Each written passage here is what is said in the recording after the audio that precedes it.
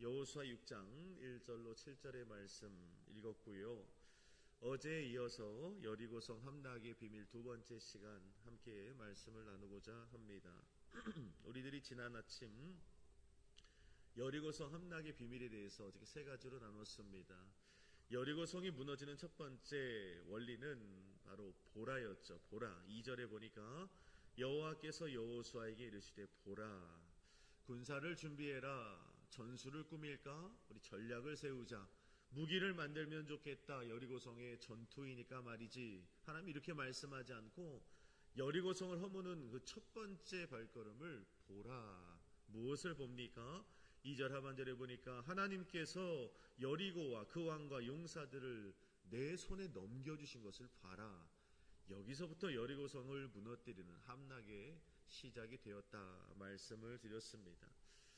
믿음의 눈을 들어 바라보는 것이 이만큼 중요하다라는 것을 우리가 어제 말씀을 통해서 배웠습니다. 두 번째 무엇입니까? 순종이었습니다. 3절에 보니까 너희 모든 군사는 나가 싸워라가 아니라 그 성을 둘러 성 주위를 매일 한 바퀴씩 돌되 엿새 동안 그리하라. 4절에 보니까 일곱째 날은 일곱 바퀴를 돌아. 이렇게 말씀하십니다.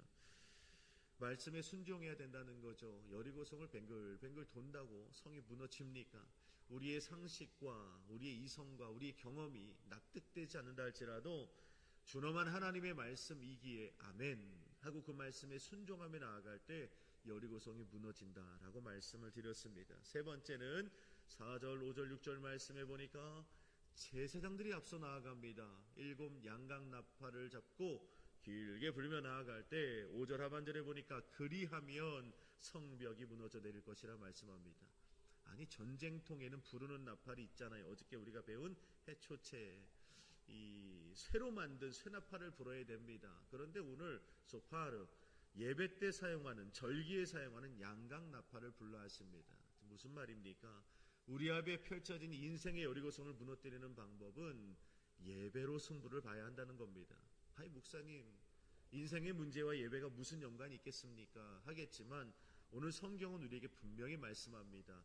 예배가 하나님 앞에 드리는 온전한 예배가 우리 앞에 펼쳐진 여리고성을 무너뜨리는 아주 훌륭한 하나님의 재료가 된다고 말씀합니다. 예배로 승부보는 저와 여러분들이 되어야 할 줄로 믿습니다. 자, 오늘은 또 몇 가지를 나눠보고자 합니다. 여리고성을 무너뜨리는 또 한 가지 방법은 뭐냐면 오늘 우리가 읽진 않았지만 8절 9절 말씀에 보니까 하나님께서 여호수아에게 말씀하신 대로 여호수아가 이스라엘 백성들 앞에 서서 하나님의 말씀을 쭉 선포를 합니다. 그 말씀이 딱 떨어지고 7절에 보니까 나아가서 그 성을 돌되 무장한 자들이 여호와의 궤 앞에서 나아갈지니라 하고 하나님의 말씀을 딱 선포하자 8절에 여호수아가 백성에게 이르기를 어떻게 해요? 마침에 라고 말씀합니다. 하나님 말씀이 선포됐어요. 그러자 8절 하반절에서부터 이스라엘 백성들에게 어떤 일이 벌어지냐면 움직임이 일어나기 시작합니다. 8절 9절에 보니까 반복되는 말이 나오죠. 나아가고 따르고 행진하며 따르고 행진하더라 라고 말씀합니다. 하나님의 말씀이 우리 가운데 딱 떨어지니까 그저 말씀을 듣기만 하여 끝나는 것이 아니라 말씀에 아멘 하고 끝나는 것이 아니라 어떻게 해요? 그 말씀을 기반으로 이스라엘 백성들이 움직이기 시작했다는 겁니다. 움직이기 시작했다는 거예요. 여러분, 움직임이 필요합니다. 하나님의 약속의 말씀을 받았고 그 말씀대로 움직이기 시작했을 때 10절 이후에 보니까 철옹성 여리고성이 무너지는 놀라운 기적과 역사의 주인공이 됐다는 거예요. 만일 이스라엘 백성들이 하나님의 약속을 받았지만 여호수아를 통해 하나님의 말씀을 들었지만 듣기만 하고 마음에 새기기만 하여 움직임이 없었더라면 여러분 어떤 일이 벌었을까요? 하나님이 약속해 주신 여리고성에 무너져 내리는 기적을 맛볼 수는 없었을 겁니다. 그들 앞에 펼쳐진 이 여리고성의 함락은 저들이 맛볼 수 없었단 말입니다. 제가 늘 강조하지 않습니까? 우리들이 듣는, 저를 비롯한 우리들이 듣는 하나님의 말씀에 종착역이 있습니다. 하나님의 말씀의 종착역은 절대 우리 머리가 되어서는 안 됩니다. 하나님이 선포하신 이 말씀의 종착역이 우리의 마음이 되어서는 안 됩니다. 주먹을 쥐고 허벅지를 치고 결단하고 다짐하는 것으로 끝나선 안 됩니다. 하나님의 들려진 말씀의 종착역은 반드시 우리의 손끝과 발끝이 되어야만 합니다.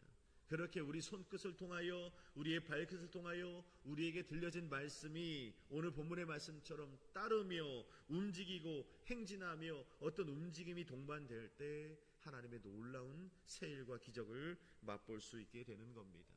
아브라함에게 말씀하잖아요. 너는 본토 친척 아비 집을 떠나 내가 내게 보여줄 땅으로 가라. 너는 복이 될지라. 사람들에게 복을 나눠주는 위대한 사람이 될 거야 라고 말씀하셨는데, 아브라함이 약속도 받았고 어제 수요 저녁에 말씀을 나눴잖아요.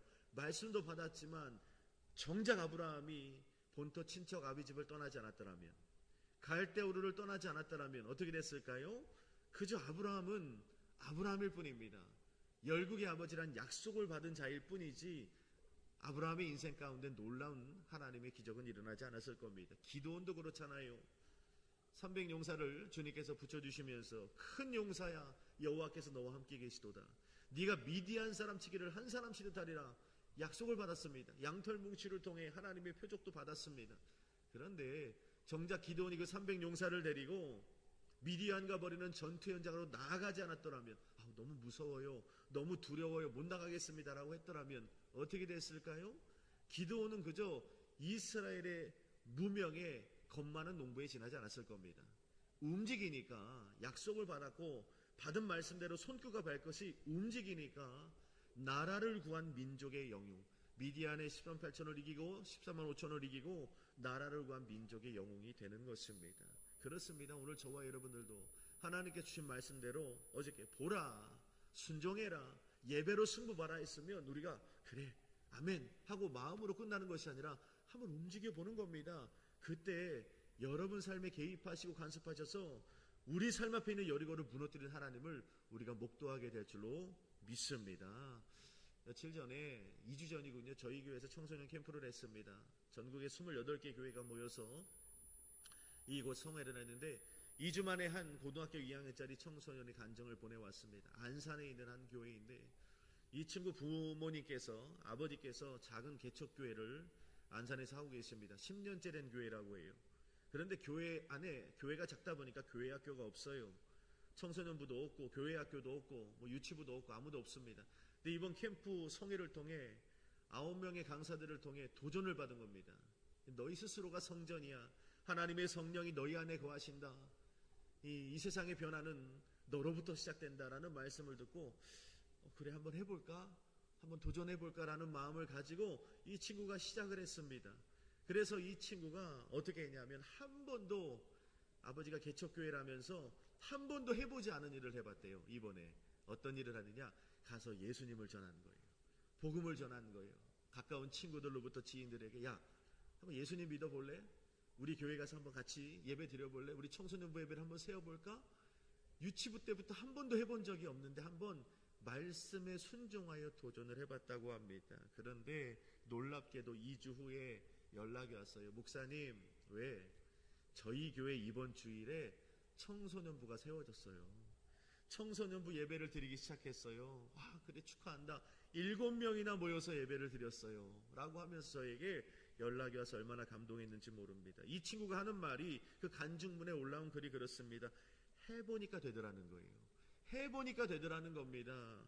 안 될 것 같은 마음에 시도조차 하지 않으니까 아무 일도 일어나지 않더라는 거예요. 말씀의 종착역은 반드시 우리의 손끝과 발끝이 되어야 합니다. 마음에 담아두고 머릿속에 담아두는 말씀은 아무 능력이 없다는 걸 우리가 잊지 말아야 됩니다. 두 번째, 6장 10절에 보면 이렇게 말씀하고 있습니다. 우리 10절을 같이 읽어볼까요? 여호수아 6장 10절입니다. 시작. 여호수아가 백성에게 명령하여 이르되 너희는 외치지 말며 너희 음성을 들리게 하지 말며 너희 입에서 아무 말도 내지 말라. 그리하다가 내가 너희에게 명령하여 외치라 하는 날에는 외칠지니라. 아멘. 많은 신앙인들이 여리고성이 무너질 때 이스라엘 백성들이 무조건 침묵만 한 줄 압니다. 입을 꼭 다물고 200만의 이스라엘 백성들이 여리고성을 뱅글뱅글 침묵하고 돌며 무너진 줄 알아요. 근데 오늘 본문에 보니까 하나님께서 여호수아를 통해 말씀합니다. 외치지 말되, 아무 음성도 들리게 하지 말되 너희 입에서 아무런 말도 내지 말되 맨 끝에 보니까 그리하다가 내가 너희에게 명령하여 외치라 하면 그때는 외치라는 거예요. 저는 이 말씀 묵상하면서 어떤 생각이 들었냐 하면 무조건 침묵하는 것이 아니라 외치라 할 때는 또 외칠 줄도 알아야 된다는 겁니다. 하나님의 사인이 있다는 거죠. 여리고성에 무너지는 놀라운 능력은 하나님의 사인을 분별하고 하나님의 사인을 볼 줄 알고 분별하고 이해할 수 있는 지혜와 능력이 필요하다는 겁니다. 하나님의 침묵의 사인이 있을 때는 철저히 침묵해야 됩니다. 근데 하나님께서 어느 순간에 외쳐라 하는 사인을 주실 때는 과감하게 상황과 형편과 처지를 바라보지 말고 외칠 줄 아는 용기와 믿음도 있어야 된다는 겁니다. 나를 향한, 우리 가정을 향한, 우리 교회와 일터와 사업장, 우리 부부를 향한, 자녀를 향한 하나님의 사인들이 있다는 겁니다. 그 사인을 볼 줄 알고 분별할 줄 알고 이해할 줄 알고 순종할 줄 아는 믿음이 있을 때 우리 삶의 여리고성이 무너지는 놀라운 역사가 일어나게 된다는 거죠. 오래된 일이지만 우리나라 미국의 메이저리그 아주 유명한 박찬호 선수가 한 야구 경기에서 승리를 거뒀습니다. 기자가 달려가서 질문을 해요. 어떻게 오늘 승리를 할 수 있었습니까? 승리 투수가 될 수 있었습니까? 라고 기자가 질문하자 박찬호 선수가 말합니다. 제가 공을 잘 던졌죠. 제가 아주 커브를 잘 던지고 직구를 잘 던지고 아주 공을 잘 던져서 제가 승리 투수가 되었습니다. 라고 말할 줄 알았는데 박찬호 선수가 전혀 예상하지 못한 대답을 합니다. 뭐라고 말했냐 하면 저는 제가 공을 잘 던져서 오늘 승리 투수가 된 것이 아니라 그저 저는 포수의 사인대로 공을 던졌을 뿐입니다. 그랬더니 오늘 제가 승리하는 승리 투수가 될 수 있었습니다. 라고 대답을 했다는 겁니다. 자신이 패스트볼을 잘 던지고 변화구를 잘 던지고 커브를 잘 던져서 승리 투수가 될 수 있었던 것이 아니라 그 상황을 분별한 포수가 보내주는 사인대로 정확하게 그 부분에 공을 꽂아 넣었더니 자신이 끝에 가서 승리 투수가 될 수 있었다는 거예요. 오늘 저와 여러분도 마찬가지입니다. 질문해 봅니다. 이 새벽에 왜 오셨습니까? 왜 예배 시간에 나오셨습니까? 다른 게 아니잖아요. 하나님이 주시는 사인 받으러 온 겁니다. 하나님이 오늘 사인을 보내주실 거예요. 우리 교회를 향해서, 여러분들의 삶을 향해서, 야, 오늘은 커브를 던져야 돼. 오늘은 변화구야. 아니, 오늘은 패스트볼 직구다. 라고 하나님께서 사인을 주시는 거예요. 그 사인에 주목해야 됩니다. 그 사인을 분별하고 이해할 수 있어야 돼요. 그리고 그렇게 하나님이 주신 사인대로 던지다 보면 여러분들의 구의 말 결국에는 분명히 여러분들이 승리의 투수가 되어 있을 줄로 믿습니다. 우리의 인생에 승리하는 방법은 하나님의 사인대로 던지는 거예요. 기도하라 하시면 기도하는 겁니다. 작정하라 하시면 작정하는 겁니다. 일하라 하시면 일하는 겁니다. 아니, 쉴 때야 쉬어라 하시면 그때는 쉬는 겁니다. 하나님의 사인대로 움직일 줄 아는 믿음과 용기 우리에게 필요하다는 겁니다. 그렇게 하나님의 사인을 분별하고 이해하고 순종하며 나아갈 때 우리 삶 앞에 있는 여리고성이 무너지는 하나님의 은혜와 축복을 경험하게 될 줄로 믿습니다. 마지막 세 번째입니다. 오늘 보면 16절 말씀에 보면 일곱 번째 제사장들이 나팔을 불 때에 여호수아가 백성에게 이르되 외치라 여호와께서 너희에게 이 성을 주셨느니라 라고 말씀합니다. 어떻게 하죠?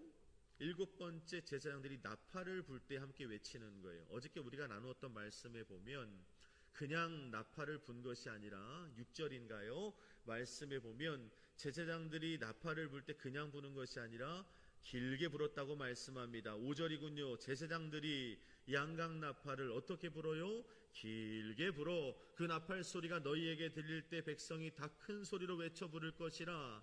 그리하면 성벽이 무너져 내리리니 백성은 각기 앞으로 올라갈지니라. 여러분 질문해 볼게요. 나팔을 불면 되지 왜 길게 불었을까요? 왜 길게 나팔을 불어야 하는 것일까요? 하나님께서 이렇게 디테일하게까지 말씀하신 이유가 무엇일까? 안 들릴까봐. 200만의 사람들이 너무 많으니까 끝까지 들리려면 길게 불어야지. 뭐 그렇게도 해석할 수 있겠지만 출애굽기 19장에서 이 해답을 찾을 수가 있습니다. 출애굽기 19장 보면 어떤 말씀이 나오냐면 신의 성산에선 이스라엘 백성들 앞에 하나님이 강림하시겠다고 약속을 주시는 장면입니다. 이스라엘 목전에 내가 나타낼 터이니 너희는 하나님 맞을 준비를 해라 라고 말씀하세요. 그러면서 제사장들이 이 나팔을 길게 불 때에 이스라엘 백성들은 모두 다 신의 산 앞에 모여들 것이라. 그래야면 내가 내 이름을 기념하는 그곳에 강림하여 너에게 복을 주겠다. 이렇게 말씀합니다. 제가 읽어볼게요. 여호수아 19장 11절 13절입니다. 준비하게 하여 셋째 날을 기다리게 하라. 이는 셋째 날에 나 여호와가 온 백성의 목전에서 신의 산에 강림할 것이니 나팔을 길게 불거든 산 앞에 이를 것이니라. 아멘. 나팔을 길게 불거든 이스라엘 백성들아 나와라. 하나님이 임재하시겠다는 겁니다. 여러분, 왜 이스라엘 백성들 앞에 나팔을 길게 불었습니까? 출애굽기 19장 13절에 보니까 나팔을 길게 분다는 의미가 뭐냐면 하나님의 임재를 상징하는 거예요. 나팔을 길게 불면 약속하신 대로 하나님께서 임재하시는구나 라는 것을 이스라엘 백성들이 알 수 있었다는 것입니다. 그리고 19장 18절 말씀에 보니까 여호와께서 불 가운데 거기 강림하심이라. 그 연기가 옹기까마 가운데 연기같이 떠오르고 온 산이 크게 진동하였더라라고 말씀합니다. 제사장들이 나팔을 길게 부니까 하나님이 임재하셨고, 하나님이 임재하시니까 나타난 현상이 온 산이 크게 진동하였대요. 온 산이, 그러니까 산이 우르르르 하고 울린 거예요. 그걸 이스라엘 백성들이 보았다는 겁니다. 저는 그 말씀 보면서 어떤 생각이 드냐면, 오늘 본문에도 보니까 여리고성 앞에서 제사장들이 양강나팔을 길게 부니까 무슨 의미입니까? 하나님이 그곳에 임재하신 거예요. 하나님이 임재하시자 출애굽기 12장에 나온 것처럼 산이 크게 진동한 것처럼 여리고성이 크게 했다는 것을 알 수 있는 것입니다. 여리고성이 하나님이 진동시키시면서 그 여리고성이 무너지게 되었다는 겁니다. 이러한 측면에서 볼 때 오늘 나팔을 길게 불었다는 것은 무엇을 의미합니까?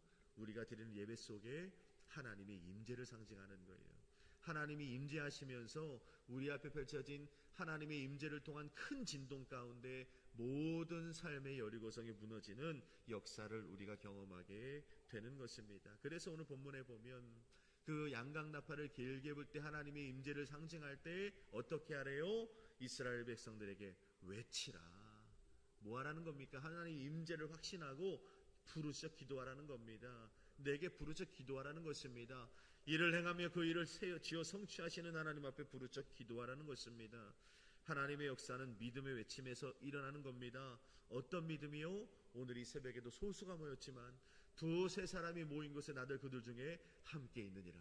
그 약속의 말씀 믿고 주님 이 자리에 계시죠? 믿음으로 외칩니다 하고 예수님의 이름을 부르고 성령님을 부를 때 우리 앞에 펼쳐진 여리고성이 무너지는 놀라운 역사를 경험하게 될 줄로 믿습니다.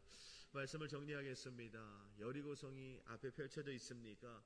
그것을 무너뜨리는 건 우리의 힘으로는 불가능합니다. 절대 안 된다고 말씀하십니다. 오늘 주신 하나님의 방법으로 우리가 도전해야 됩니다. 첫 번째 어떻게 해야 돼요? 주신 말씀대로 일어나 움직여야 됩니다. 듣기만 하여 스스로 속이는 자가 되지 말고 움직여서 하나님의 복을 받으라고 야고보서는 말씀하고 있습니다. 움직여야 됩니다.